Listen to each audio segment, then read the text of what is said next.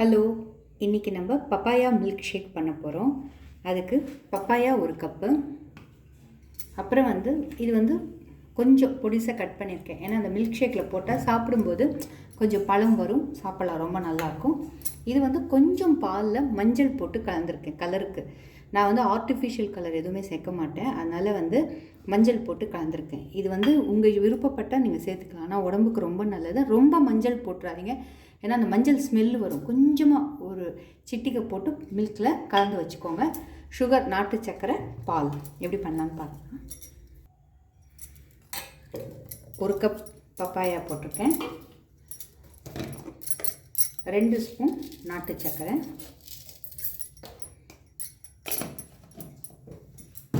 அப்புறம் ஒரு சிட்டிகை போட்டு மஞ்சள் கலந்து வச்சுருக்க பால் இதோடு சேர்த்துருங்க.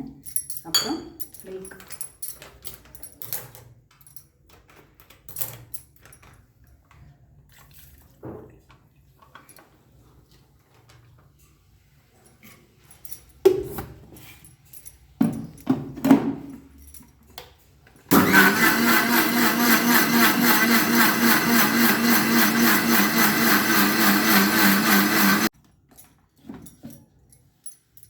மிக்சியில் நல்லா பீட் பண்ணிக்கோங்க. ஏன்னா அப்போ தான் பழம் திக்காக நல்லா பாருங்க கன்சிஸ்டன்சி எப்படி வந்திருக்குன்னு.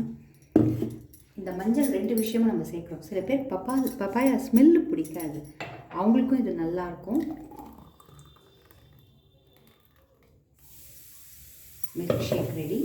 அதோட இந்த பழம் கொஞ்சம் மேலோட்டமாக போட்டு சர்வ் பண்ணால் பப்பாயா மில்க் ஷேக் ரெடி.